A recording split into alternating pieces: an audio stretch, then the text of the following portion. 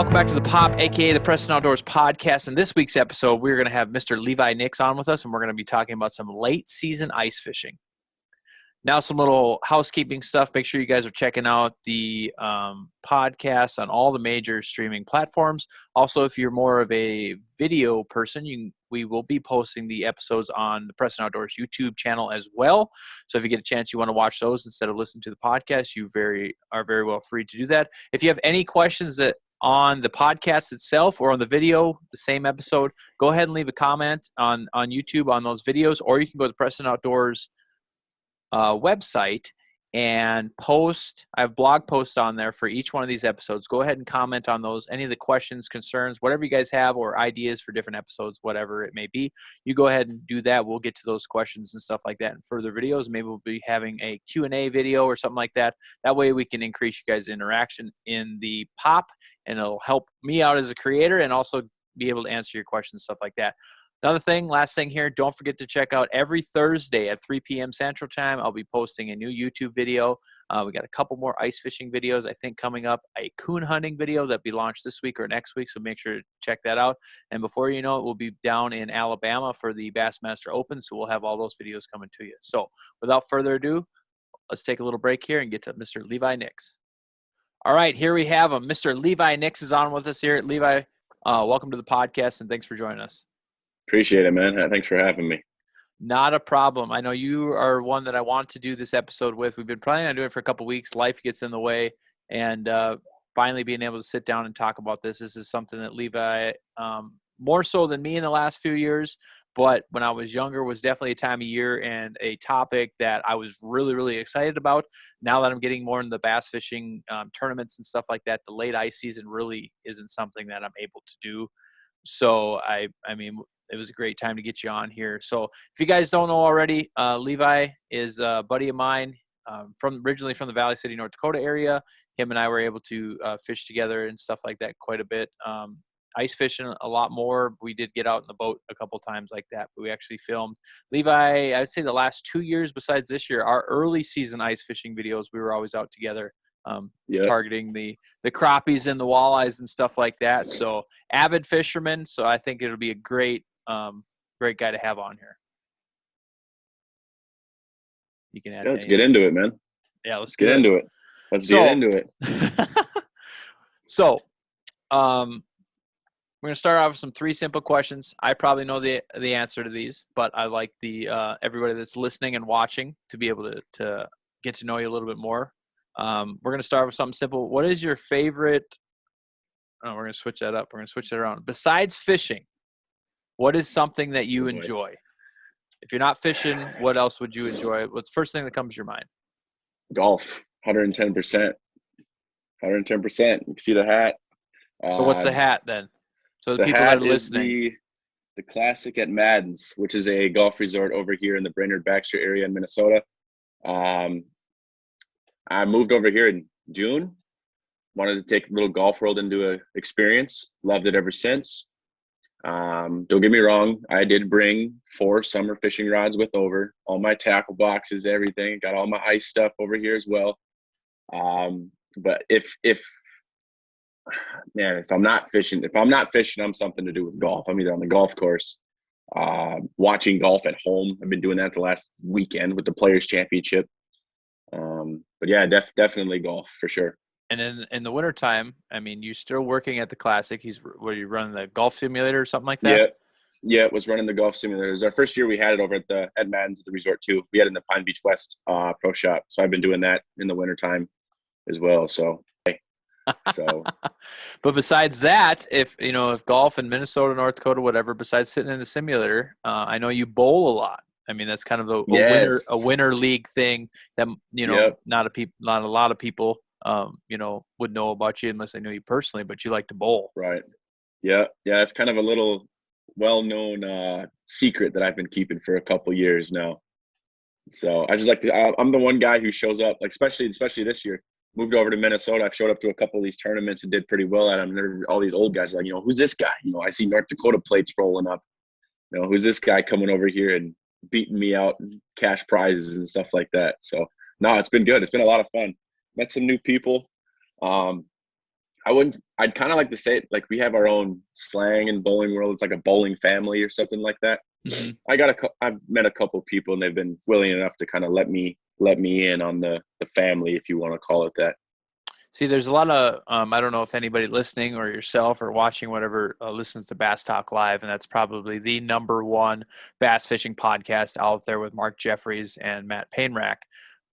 Mark is an avid bowler, was a professional bowler. Now I think he planned on bowling on the senior tour or something like that. So he's always got bowling talk and basketball talk in there as well.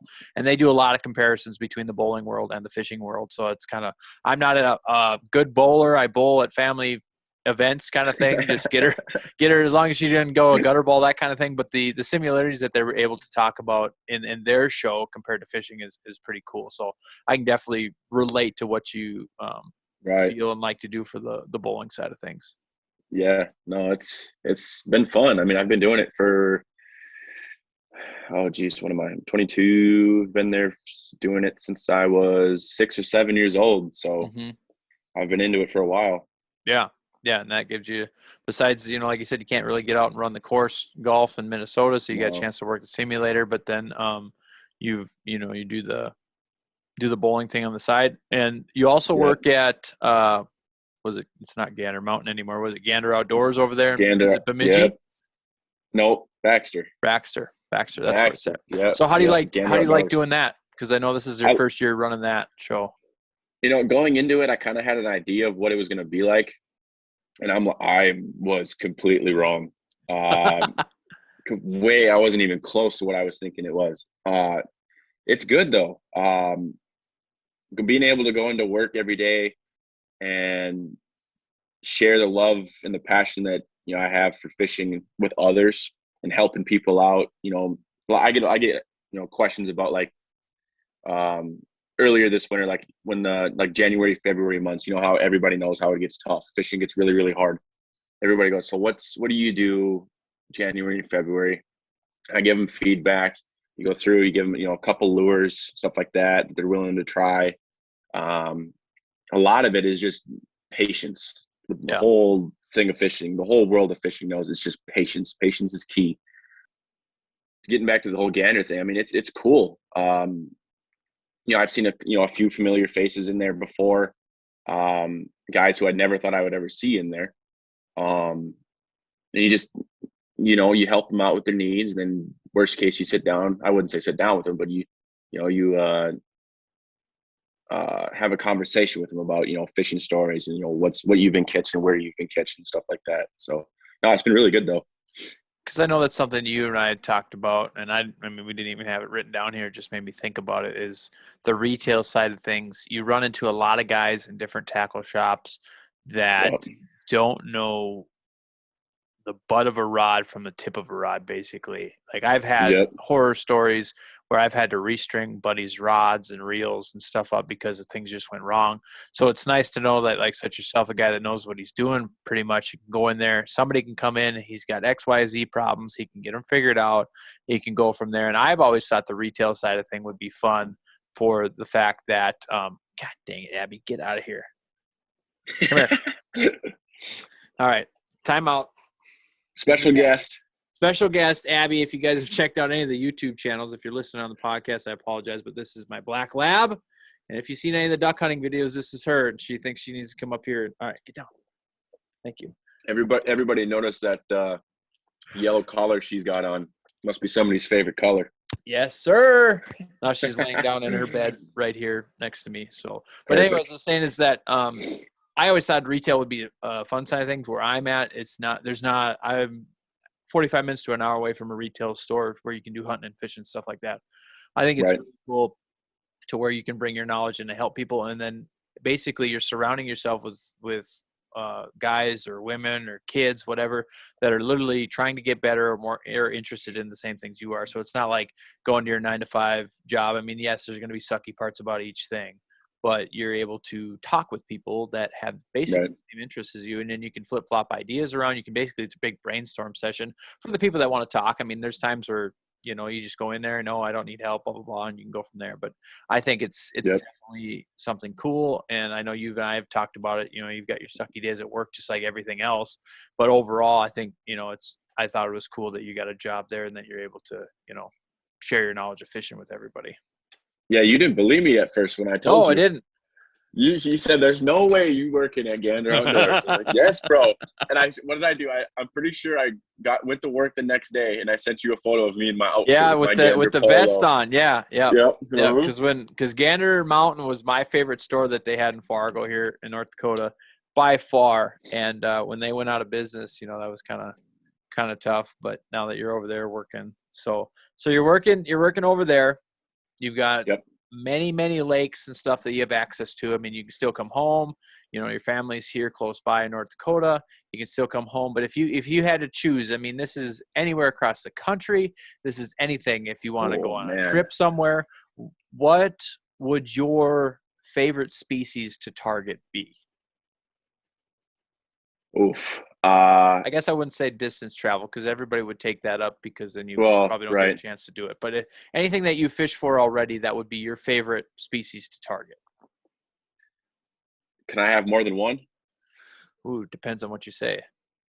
Well, number one is I still have yet to go up to Lake Winnipeg, catch a greenback. Mm-hmm. I know you've been up there.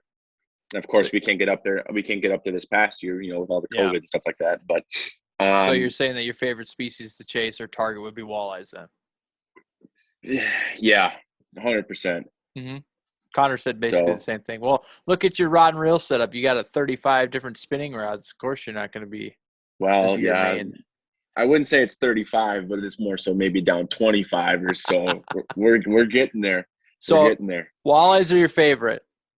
Yep. You got one technique, your favorite technique to go target walleyes. I'm not saying like this time of year. I'm talking any time of year. If you had a choice to catch walleyes with one technique, by far your favorite, what would that be? And if you say jig in the middle, I'm going to punch you in the face. It's not no jig in the middle. That's fall time Cheyenne River special right there. Make sure those people pay attention to that because that's that's a little secret. Man, favorite. You put me on the spot again. Now I got to decide. Mm-hmm. That's what we do here. It would probably be the post spawn bite. Either I love pitching swim baits, big swim baits for walleyes to weed edges. Love them. Mm-hmm. I mean, you can do a bunch of things. I love pitching jigs. And if I'm casting, reeling, retrieving stuff in, I'm usually occupied. I can't sit in a boat in the middle of the summertime trolling lead core. I cannot do it. It bores the life out of me. I cannot do it. When you said sitting there trolling, I thought you were going to say something else besides lead core. I thought you were going to say the old spinners. Oh no! Because I know that drives you nuts too. I can't do it. I'll pull a bottom bouncer if I have to. If I'm in a tournament and they're biting on bottom bouncers, yeah, I'll definitely do it. But number one is going to be pitching a weed edge somewhere, whether it's going to be a jig and a plastic. I basically grew up pitching number 5 shad wraps up on Devil's Lake when I used to go up and visit grandparents.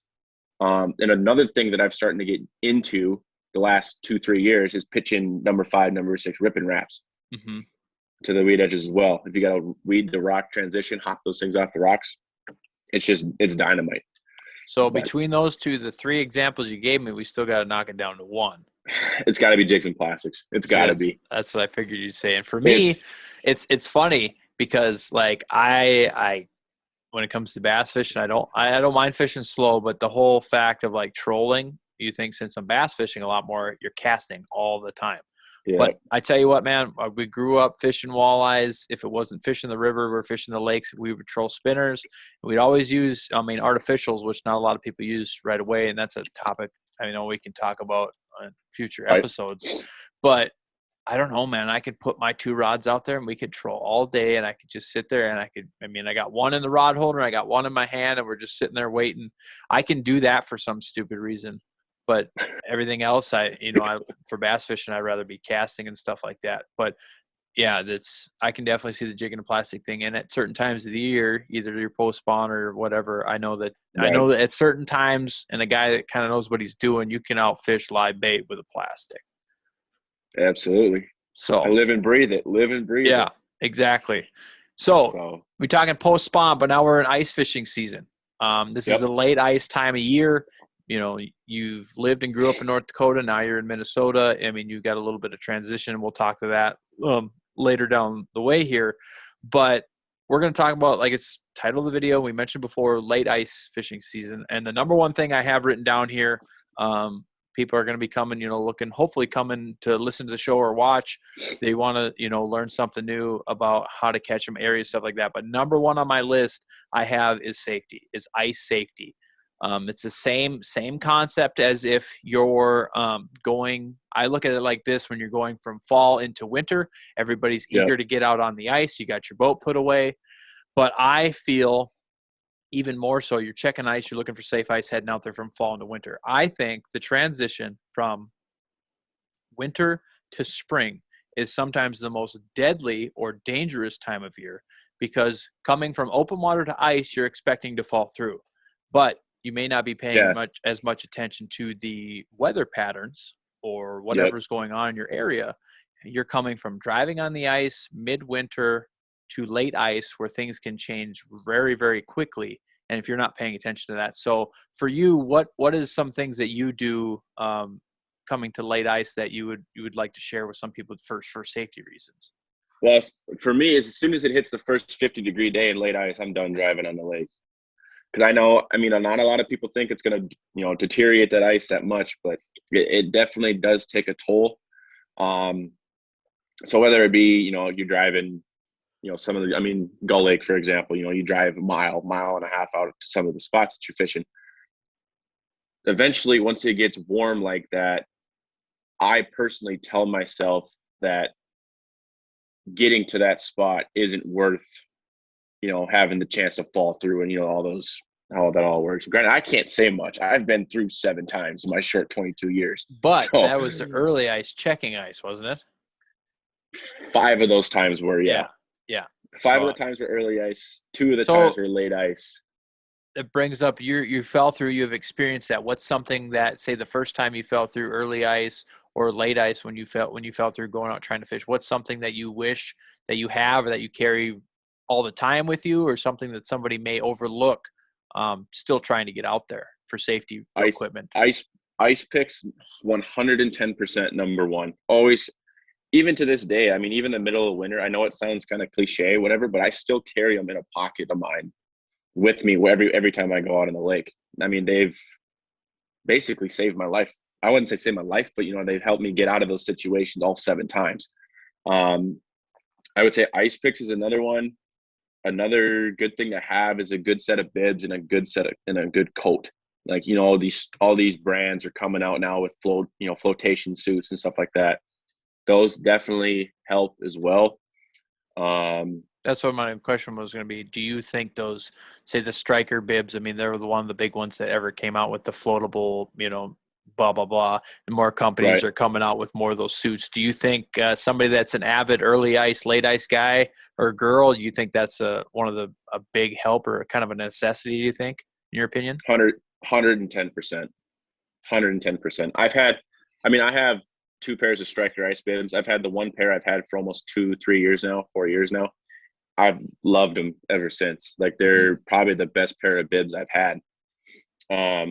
Yes, they're nice and they're warm. Obviously, they make different kinds of styles, one for thicker, one for thinner, whatever. But when it comes to the flotation part of it, it's a no-brainer in my opinion. So ice picks and some sort of floating bibs or jacket, or the combination of both. Or a life jacket. Life jackets work too. I was going to say that's something that everybody talks about, is the float suits, the float life, or the float pants, but the traditional old style, your grandpa, your dad kind of thing, before that thing was real. They were going out in life jackets, and that's not something, if you are serious and still want to go out fishing, get out on early ice or head out like we're talking about on late ice here, a life jacket, like more likely can save your life. It's if you don't have the means or don't want to spend that kind of money for the suits per se. Right. Yeah, absolutely. No, the life jackets are good. Definitely work too. They definitely get the job done. You're probably going to be but to wet. go on with, well, I mean, you're wet or you know what I mean? Yeah. So, I mean, Yeah. that there's a downfall there. It's not like the life jacket is the all save all. You can save yourself how many hundreds of dollars if you don't go get the suits. Yeah. But, Right. I mean, the suits will I'm pretty sure they keep you pretty dry, don't they, when you get They wet? do. Yep. Yeah. Yeah. They're pretty, they do keep you pretty dry. So a life but jacket isn't gonna. I mean, it's not the all save all, but it's another alternative to it's the no alternative. option for you. And another alternative, now that you brought up the whole grandfather father thing, is, you know, I've heard stories from my old man and my grandpa, like when they used to go out early ice, late ice, whether you'd be on a, you know, a big lake, like say like I'm trying to think of a big lake, Lake of the Woods maybe, or Leech Lake. You know, it's big. You know, there's a lot of bodies, a lot of water, a lot of, you know, areas of fish. Or if you're fishing like what my dad would used to do, like these old smaller lakes or whatever that's, you know, surrounded by trees, they would bring a long thing of rope and they would tie it around their belt loops on their bibs or on their pants, and they would tie it to a tree. So if they did go through, they have that as an alternative to pull themselves out, not only with the life jacket, but with the rope as well. And they'd wear that as they walk out just in case. Yep. Absolutely. Yeah, there's another option. I mean, either way, the fish, some of the best fishing of the year, you know, starting off your year will be happening on late ice, but you've got to be conscious and carry safety equipment with you, but you've got to watch the weather. Like, first thing Levi said right away is his rule of thumb is the first 50-degree day, he's going to be watching ice and maybe not driving out there per se. You know, you probably could be safe doing it, but that's just a rule that he has in his head. But that's something that we take for granted is, oh my gosh, you know, it's been almost 60 some degrees, almost 70 some degrees this year in North Dakota and Minnesota, and we're only halfway through March. So you've got to watch, and your ice may be thick. It's another thing I have written down here for safety wise. Your ice may be thick. You may have 18 inches of ice. You may have 23 inches of ice, but your ice quality is not good. I went out. Look at that bottom layer. That bottom layer is key. When you punch that first hole, the top looks fine because all that ice melts from the bottom down up. Where it freezes down, it's doing the opposite. It's going up this way. So 2 weeks ago, I went on ice fishing here in North Dakota on a little bitty pond. And we went out there, and all of a sudden, I was walking out, and right at the ramp, you could step and you fell through. Yep. Just right where because the cement pillars were there. So we walked around and found a different, absorbs the heat. But the one thing I thought, the ice wasn't clear. It was cloudy. There was 18 inches of ice, something like that.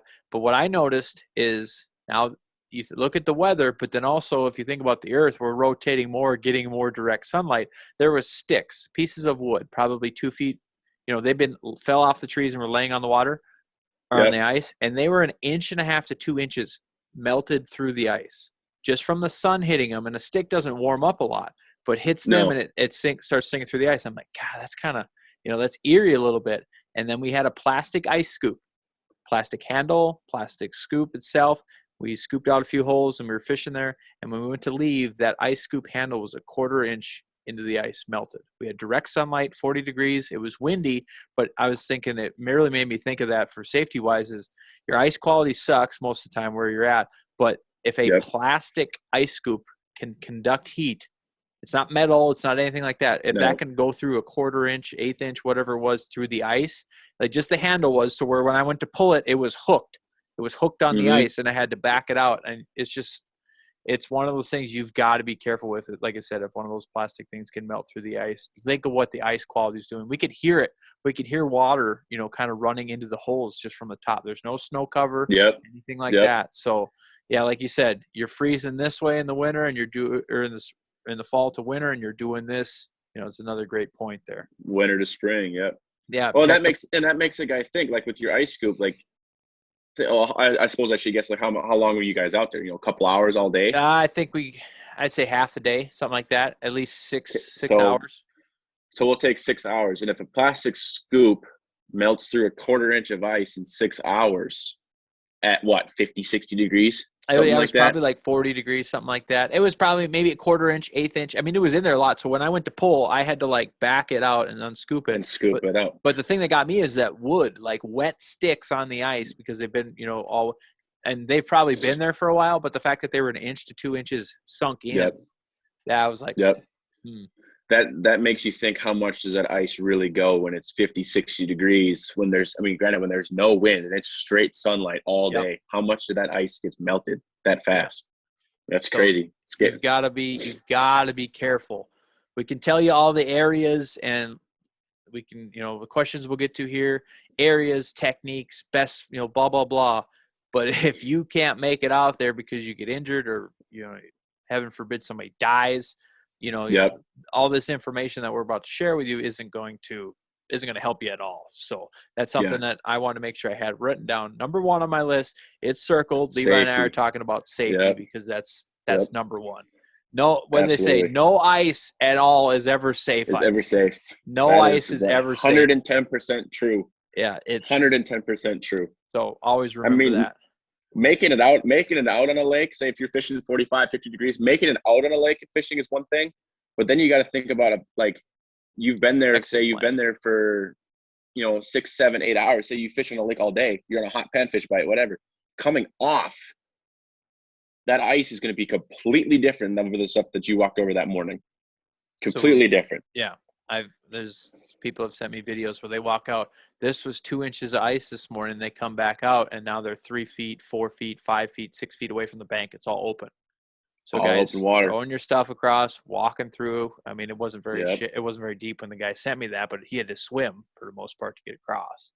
So that's crazy. It's just one of those things. So safety is number 1. We're going to get more specific as we go on here, but right away, very, very general. If you're going to either go to your favorite lake, or you're going to go to a new lake, or whatever it may be, what kind of areas are you looking for to catch fish? Maybe we'll start off with like all species, just something general. What kind of areas are you looking for in a body of water that these late ice fish will be transitioning to?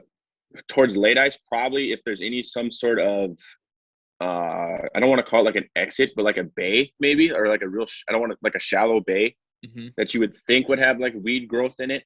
Yeah. Come, spring, summertime. That's number 1 thing that I'm going to look for. You get in there, punch a bunch of holes, find a weed edge, find different depths of water, especially this time. I mean, North Dakota, you can fish 4 lines. Here, you can only fish 2. Yep. So especially if you were to do it over in North Dakota, take advantage of those, those 4 lines, set tip ups. Another thing that I've been doing, you and I have been doing this year, this winter, was iFish Pros. iFish Pros are huge at finding, fishing different depths of water on like a piece of structure that you're fishing and everything like that. But definitely, I don't want to necessarily say shallow water, because I know there's still some fish that are deep yet and haven't made that transition.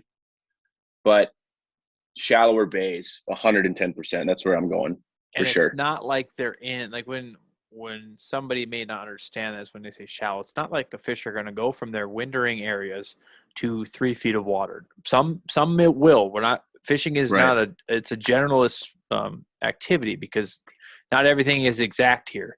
But they are moving towards the shallower areas. They might not be on the bank when there's a foot of ice still, or 6 inches of ice still. But what they're doing is they're kind of slowly migrating into the area to where when things start running in and it starts warming up, they're going to be ready and they're going to be there. If they get there early and kind of stage up, they have to expend less energy going point A to point B. Now, some fish do. Some fish never leave the shallow, but we're saying in general. So I think to go off of what you said, if you've got some kind of shallower, per se, whatever the body of water, I fish some shallow lakes that's only 15 feet deep, and shallow there is a foot of water. Now, shallow on a big lake is 10 feet or less. So it's very, very general. But if you look on your map and you can see, what I would think to even narrow down your search even more is find a basin right next to your shallow bays, because basins are traditionally for panfish. I mean, anything like that. I found out more this year targeting panfish and crappies or bluegills, stuff like that. The power of a basin in a lake. Right. Panfish don't care if there's structure for the most part. I mean, yes, they like weed lines, they like all this stuff, but a basin, the power of a basin, and all fish, depending on which lake it's relative, will transition to some sort of a basin. So if you got a bunch of shallow bays that you were saying that you like to target. I would even take that a step further and maybe just to check if you got 5 shallow bays and 2 have a basin really close and transition to it. I'd probably Fish the basins first. Fish and work your way up. Now, when it gets to spawning time, then those fish will be in all those shallow bays. But you got to think about it is that they're sitting in the basins generally, and they don't want to have to go super far. They don't want to swim all the way across the lake for one shallow pocket. But yeah, do what you were saying is find that that basin and then shallow bays when you're moving up towards it. Like you said, if it's got weed cover, that's a great place to start also. Absolutely. So is that what you do? Would you work shallow out, or would you, not say, not at the back of the bay, but our shallow bay that we have found next to a basin? Yep. Are you going to start in the basin? Are you going to start on the edge of the transition from basin to the mouth of the shallow? Or are you going to start in, or which way are you going to work? If you don't know where those fish are, which way are you going to start? Well, if I were to attack, so let's say I'll attack this bay for an entire day. Mm-hmm. I'm going to start, I don't want to say like shallow. I mean, shallow, I'm talking like, 6 to 10 feet, something like that. Maybe even a little deeper. I'm going to start shallow first, right away in the morning. Okay. And then gradually as it gets, as the day progresses, I'm going to keep punching holes out. So we're probably to like 1:00, 1 o'clock. I'm going to be fishing kind of like that basin that you were talking about in between the basin going into the bay. You're working your way out of the shallow bay towards the basin as the day goes on. Right. Yeah, I'm going in to out, and then say dark comes around. You fish the basin until around midday, 2:30, 3 o'clock. Once that 2:30, 3 o'clock comes around, then I'm going to start working my way and fishing those holes back that I had fished that morning as I was coming out. So I'm going to go out, and then I'm going to go back in towards evening time. So you're hedging your bet that those fish, either they're in the shallower bay that we talked about, or in the basin, that they're coming up shallower to feed in the low light conditions, and then slowly making the migration back out as the high sun comes up.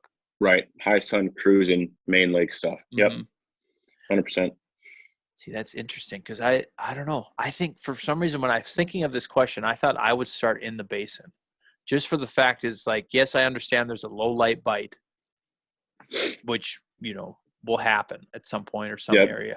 But it's like, I want to find the biggest concentrate. It's a double-edged sword here. You go shallow, the fish that you're going to find probably are going to bite. You know what I mean? You may not mark as many, but they're probably going to be aggressive. They're feeding.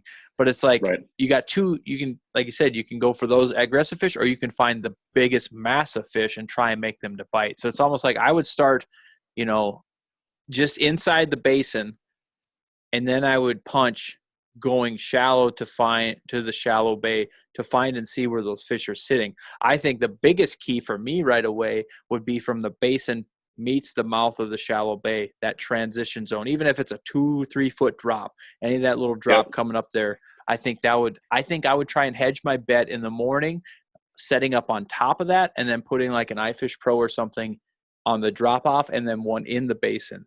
So that way if you're in the back here, maybe some fish are getting back there, but some got to come up on top and eat, and then they'll just drop back off. So I think for me, I would start the opposite way, just for the fact that I want to find this is complete opposite of what I want to do in the boat and summer fishing, but I would start out there and find the biggest schools of fish and fish a little bit deeper and go from there. But then, once you mark those fish and once you find them, then the next time you come out, okay, the weather's warmer, I know they're going to be here, and they're going to slowly work their way up, cold front, pull their way back. I just think finding the biggest group of fish, what level they're at, could be the ticket to doing it. But I like the way you mentioned it, how you're going to fish the sun and the bite windows. Yep, 100%. So it varies. It varies with lakes, and I mean, there's some lakes that fish are different. Yeah. Fish are always different. I mean, one day you could go out, like say, for example, I fish my way in to out and then back in again, and it could be the best day of fishing I've ever had in my life. Go next day, say you drop 10 degrees, could be completely different. Yeah. fish might not even be in that same general area that you were at. They could be quarter-mile away. Fish are on a different bay. If there's a bay that's quarter-mile away, it just depends. That's the awesome / very frustrating part about fishing is that, like I said, when we started off this segment, it's like, this is general. We're trying to look at, you've got to put the work in. We start off with a big circle, and you've got to put the work in on whatever body of water you are until you hit the target, and then you've got the fish migration down. But if you're going to your lake to try something new this time of year, or you're going to a different lake, I think the couple topics or ideas that we just threw around there is something that can help a lot. Just remember, this is in general speaking terms whenever we're talking about fishing. For sure. They can swim. They can go wherever they want to, Absolutely. So we're starting off in these areas or wherever you want to start. Give me the first 2 baits you're dropping down to try and catch some late ice season, some fish. Doesn't matter what species. Like, what's something? Doesn't matter. Yeah, it doesn't matter what species. I mean, you don't have to get specific on brand, size, all that stuff, but something, the type of bait that you'd be dropping. Number 1, panfish, walleyes, whatever. I bet you already know exactly what it's going to be. Well, you know what my answer would be. Rip and wrap. 100%. 110%. Rip and wrap is number 1. If you're marking fish and this is how I kind of take. I always start aggressive right away. If they don't bite aggressive, either one, so say like you start with a number 4 rip and wrap. If they don't bite the number 4 rip and wrap, downsize to a 3. If they still won't touch the 3, then I'll switch to like a spoon type thing or like a buckshot. And then, I mean, it just depends on the species of fish. Walleyes, I won't go anything less than a buckshot. I know I've seen a lot of guys catch them on just, a summertime jig and a minnow. Yep. And that works. Pound the bottom, that works. But I don't like to go anything under, I would say probably 1/8 of an ounce of a spoon is the smallest I'll probably go. This might be getting off topic here, but you mentioned a spoon, and I know another spoon that you like to throw this year was the slender spoon. You're telling me about that one? Yep, the slender spoon was one of them. We're going to compare the slender spoon and the buckshot. Are you going to waffle between those two? One has a wide action, which the buckshot can too, but you're going rattle chamber and basically silent spoon. Are you going to play between those two, or is that something that you interchange depending on the mood of the fish or the species that you're targeting? Because that's something like you go from a bigger rattle bait making noise to a smaller bait with a rattle chamber in it as well, like a Northland tackle buckshot, or you can go. Is it VMC that makes that slender spoon? Or is it Lindy? I can't remember who makes it. I can't remember. I know it's not VMC. VMC's got the Tingler spoons and the tumbler spoons. That's what it is. Yep. So, but no, and then, I mean, to carry on with that slender spoon, this year that I kind of got it. I mean, I kind of got into them a little bit last winter too, but this winter was a lot of the clam leech flutter spoons is what I was using a lot. Yep. That's what I was using. I caught a lot of fish on those this winter. It was crazy. My question is, which one are you favoring? The buckshot with the rattle chain? Like, if we're comparing silent and noisy spoons when you downsize, is there a big difference between the two, or just whatever you're feeling that day? I mean, they definitely have their differences. Personally, I'm going to go with more action than noise, if that kind of makes sense. Yep. So I'm going to lean towards those, like those tinglers, tumblers, leech flutter spoons, slender spoons over a buckshot. That has the rattle in it.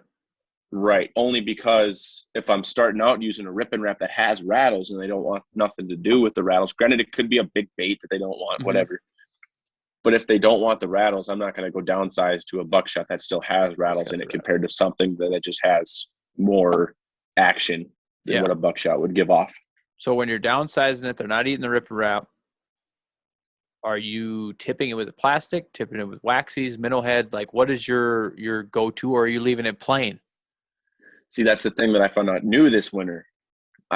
Growing up, I've always been using, those buckshots. I've used a couple spoons, and it's always tipping with a minnow head. Now, this year, come to find out, yes, there are some nights that are different than others, but I've had some nights where I tie on a leech flutter spoon, and I wouldn't need bait. Because there's that little piece of white, what is it, like tinsel or something, like hair or something they have on the bottom of it. that white little piece of tinsel attracts the fish just as well as a minnow head does. Granted, minnow head has scent and stuff like that. Yep. But I mean, I've had times where, you're working a fish, you've been working a fish for 2 minutes and he hits it. He hits the bait. You set the hook, rip his lips off. He doesn't touch it, but he's still in the area.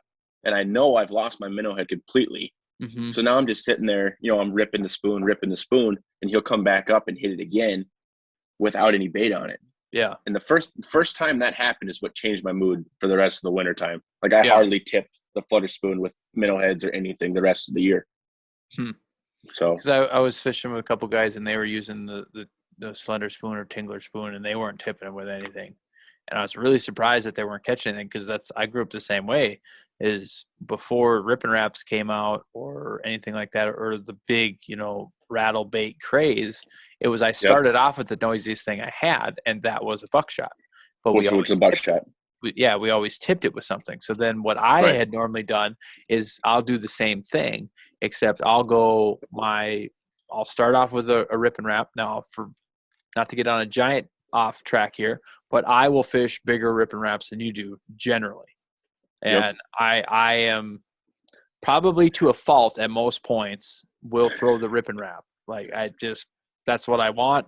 I mean, that's like when we were on Sakakawea a month or so ago, and I told you I was throwing, a rattle bait, a half ounce, or I can't remember what size it was, but I was throwing a big rattle bait, and you're like, that is unreal, the amount of faith that you have in that thing. I said, yep. Oh, yeah. 50 feet of water. I'm just sitting there cracking on it. We're catching walleyes and saugers and stuff like that. So that's so that everybody knows, to a fault, I probably am a Rippin' Rap, rattle bait, ice fishing guy, to possibly to a fault. But my secondary that I've gone to is the buckshot, but I've always tipped it with a minnow head. Or my spoon that I use is a Sidewinder spoon. The gold Sidewinder spoon is kind of my secondary. It's gold, and then on the scale patterns on the one side, it's got little orange scales, like just a few of them, you know what I mean, that go right down the middle. You know what I'm talking about? And that's when if it's got clear ice, not a lot of snow, and we've got sun out, that thing will just wobble. It'll go way off your graph, and it'll give off a lot of shine. And that's kind of bounce back and forth between the two. I pray that I never have to get to that second one because I want to be pounding that bait. So I think there's a big difference between the attitude of the fish. Like I said, I like the way you're talking about it is I'm already using rattle bait. When I go to my spoon, I might as well go more action, less noise to attract. Right. So that's basically you and I would start off as the same bait when you're going to those areas. Obviously, if you're going, depending on the size of fish you're fishing, you might start with a 3, Rippin' Rap or something like that. If you're targeting panfish, stuff like that, and then your secondary might be a tungsten and plastic or tungsten and waxy or something like that. But generally speaking, when we're searching for fish this time of year, those bigger action baits, because those fish are kind of like us. They're sick of that midwinter lull, and they kind of get cabin fever is what I explained too. They're kind of, seeing what, depending on what species you have. I mean, shoot, northern pike this time of year, they'll be up in 2 feet of water eating a hot dog. Oh, they're fired. You know what I mean? Yeah, they're fired up right now. They're fired up. So it's like those fish are kind of geared up as well. So what is your favorite species then to target during late ice if you had to pick one? Well, see, then it depends on the state again. So this year I had to get used to, I wouldn't say used to, but with the season closing, you can't fish walleyes, you can't fish pike, you can't fish. Well, I mean, you got to get used to it because, we don't have to over here. We don't have to in North Dakota. So when you grew up, we'll just split into two. When you grew up, what are you going for late ice? Like, what's your favorite? Well, it's late ice walleyes, 100%. Late ice walleyes in kind of the same areas we talked about. Is it the same baits then too? When you go to rattle bait, what size are you starting off late ice with? I'm starting with the number 5. Number 5. Okay. Number 5 Rippin' Rap. You got a certain color that, you don't have to give up the juice, but are you got a certain color that you're dropping right away, or? Chrome blue is really good. Yep. But then you got the, I can't think of the name of it right now. Don't say it. I'm picturing it. Don't say my favorite. What's it called though? Because that's what I use. What's it called? The yellow one, huh? It's the yellow and black. Chartreuse black back. Yes, that one. Chartreuse black back. That was really good. And then just obviously that one because of the time we went out and I wouldn't put it down. No, I started using it the time that you pulled that. 14.5-inch crappie out of that lake on a number 5 Rippin' Rap in that color. So I was the first rip and wrap I ever got. We went to Lake Winnipeg. It's a number 5 chartreuse blackback. It's basically yellow. I mean, if you guys haven't figured out already, Levi dropped a hint. Yellow is my favorite color. So I'm rocking the yellow Crocs even right now. We're out fishing. My logo is yellow and black. If I could, I'd have a yellow. Prove the Crocs. Yeah. Prove the Crocs. Prove it. Oh, yes. For you folks at home, I took my shoe off. And, yes, of course, yellow Crocs. Crocs and socks, baby. But that's a different subject as well. But we went to Lake Winnipeg, dirtier water, chartreuse blackback, typical dirty water color. Levi and I are out fishing. He's smoking me catching crappies and walleyes on a buckshot, purple it was glow in the dark one, purple UV. And he's like, dude, they're not going to eat the rip and wrap. I said, they're going to. Like, I'm not giving them a choice. Had a fish come in suspended, boom, boom, boom. And I said, you got to use a smaller one. I said, I'm not getting a smaller one. I don't have smaller ones. Number 5 is my go-to. Again, blindly in love with these things. Get smacked, reel it up, and I've got the picture somewhere. You guys go watch the video. I have the. You got to drop it in. I'm gonna drop the picture in right here. We were recording, and I'll even leave a link at the top of the YouTube video here if you guys want to see it. Levi and I out there. I was recording, and I pull up a 14.5-inch crappie, and I pinch it between my legs, and Levi's face is just. It's just like, and he's like, what'd you catch on? I said, the ripper. You've got to be kidding me. And him and I just freaking out in the ice house. So that's kind of, oh man, I love that you said that because those 2 colors are definitely the ones that I use too. Yep. And then obviously, I mean, you got to use I don't even know if there's a specific name for it, but the perch pattern. Yep. And especially if you're walleye fishing, you know, all walleyes eat perch, you know, so that's a guarantee. There's one more too. I believe it's I don't know if it's a chrome, but I think it's a shad color, I believe is what it is. The all white one. It's an all white one that they make too. Is it the shiny white or is it the matte white? The matte white. The matte white. Okay. Yep. That's a UV, isn't it? UV? I believe so. Yeah. Yep. I'm pretty sure. I know exactly what those are your go-to. Yep. Those are my 4 go-to colors right there for rip and wrap wise. And for me, it depends on like you said, for watercolor, chartreuse blackback, number 1 dropping it down. I'm trying to think. I used a white kind of pearlish color when I was on Sakakawea. I was actually using the Strike King Red Eye Shad. If you guys, for the walleye people, I don't know how many people use those. That's kind of something my dad and I have been doing because we bass fish a lot. So my dad will use his 1/2-ounce Red Eye Shads, and the man catches big fish through the ice. Well, the man just caught a big fish through the ice a couple weeks ago. Yeah, it's 28 inches and was 10 pounds, 2 ounces just caught through the ice. His biggest walleye ever. But he's got multiple 7 to 8 pound walleyes. I remember a 7-pounder a couple years ago was a big red. The red with the black stripes, 1/2-ounce Red Eye Shad in 25 feet of water, just ripping it. And then he sent me a picture, and that fish just had it choked. Just choke. Oh, yeah. So I mean, he's kind of like the same way I am, except he's got 3 boxes of them with almost all the colors, and he rotates through those. But chartreuse blackback, if I'm using a clear water situation, I really like that chrome blue on top. That seems to catch a lot of smallmouth for me, the shininess of it. But the white color was the 1/4 ounce because it was a little bit smaller. 1/4 ounce Strike King Red Eye Shad. It was kind of a matte pearl white and greenish on the top. I use that at Sakakawea to match the rainbow smelt.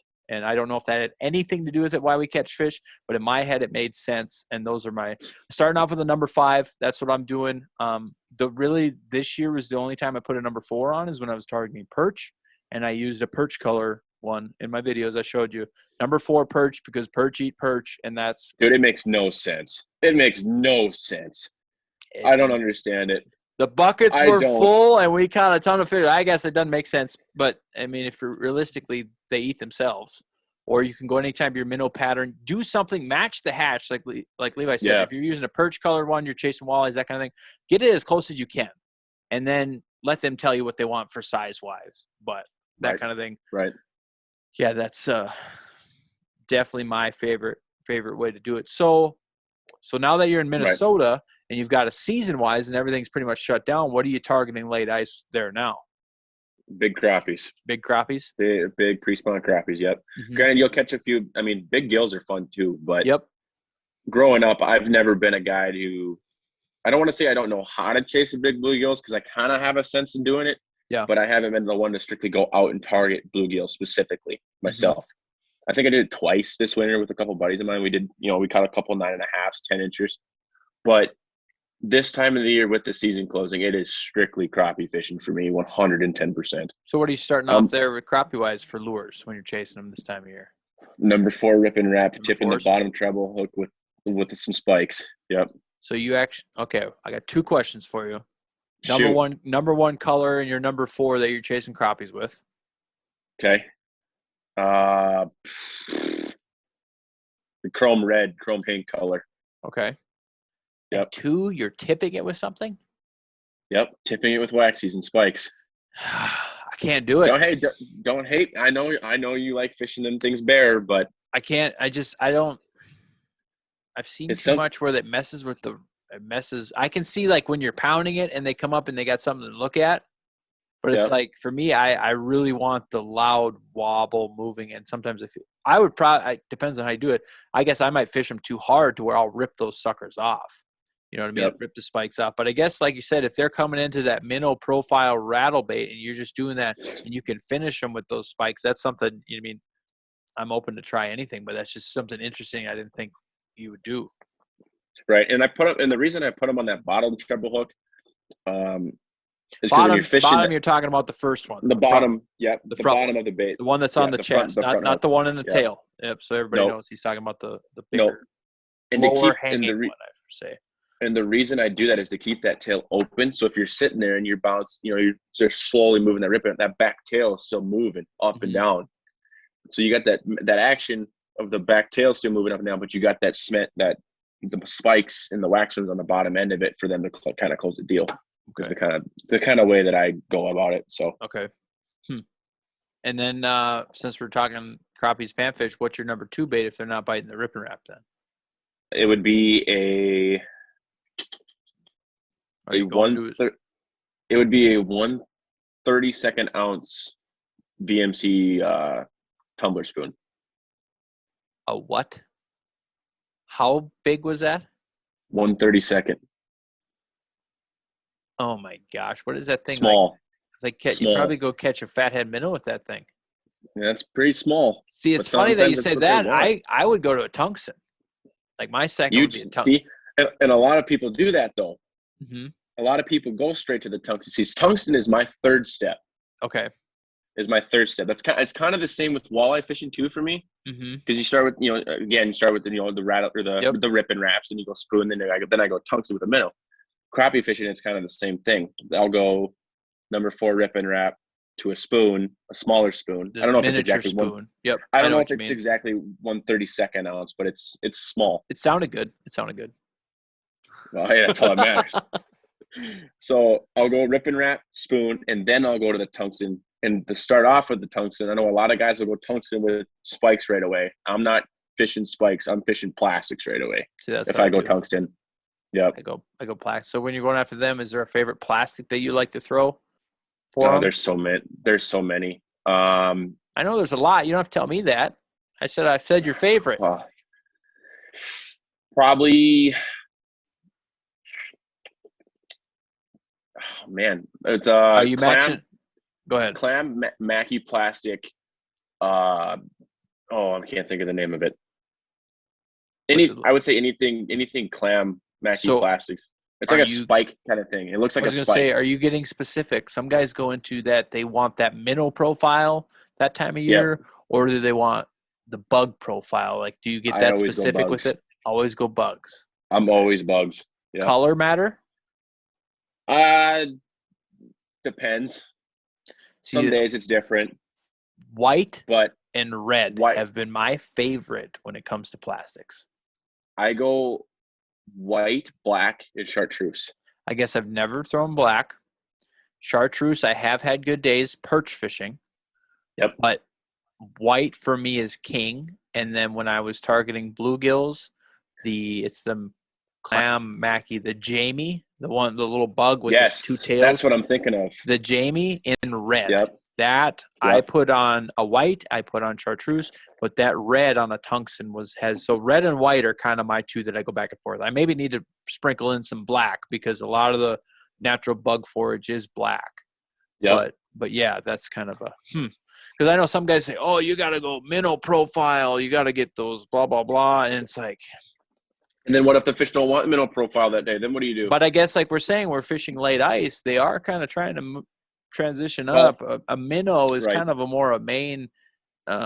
main winter, or I would say a main season forage. Look at bass fishing. You're going to eat craws, stuff on the bottom, blah, blah, blah. Then they're going to go to a minnow forage, and then they got a chance to either stay on a minnow shad forage or they go back to craws that time of year. So it could be you got to play around with both of them. I think both the profiles can help. Some guys will take their Mackie plastics that are hooked like this, horizontal, and they'll hook them vertical, so it gives you a minnow profile. Just changing that sometimes has caught some people some fish. So there's another option for you too. Right. So we've been on here for a while. I think we got a bunch of great information that we were able to talk, and I hope everybody's been able to learn something. Again, I'm going to shout this out here. If you've got any questions about this episode, things we've talked about, maybe some things you agree with, maybe some things you don't agree with that we didn't talk about. Like I said, you can go ahead and send me an email at PrestonOutdoors2@gmail.com. You can go ahead and comment on the Preston Outdoors website for the blog posts for each one of these podcasts, or you can send me a direct message or Levi a direct message or something like that on Instagram. I mean, like I said before, hope you guys learned something. I thought there's a lot of good information here. I know Levi will be on here at future episodes. There's a lot that him and I talk about on a day-to-day basis or a week-by-week basis that will make great podcast episodes. And when they come about, we'll definitely get them back on here. So Levi, I want to thank you for hopping on for me on a Monday night to get this thing knocked out or whatever, and share some information with everybody that's listening. If somebody wants to follow along with what you're doing over there in Minnesota or bebopping back and forth between home here in North Dakota, where can they find you and where can they look you up on your social medias? It'd be Instagram is at Nix Gophers 1. I know we've plugged that before. Mm-hmm. It'd be if you want to add me on Snap, ask questions about fishing. It's just at Nix Gophers. And then I believe Twitter is the same as well, just at Nix Gophers. Yep. So feel free to pop it up. Yeah, feel free to send a direct message, ask about fishing, talk fishing, whatever. I mean, I'm there. You guys in the Baxter area, you go to Gander Outdoors, look up for Levi Nix. Come see me. There. Come see him. Come get some more info from him or whatever. So, I thank you guys for watching. Thank you guys for listening. Make sure you go ahead and check out, once again, every Tuesday we're uploading a podcast, and every Thursday we're uploading a YouTube video. So thanks for watching. Thanks for listening, and we'll see you next time.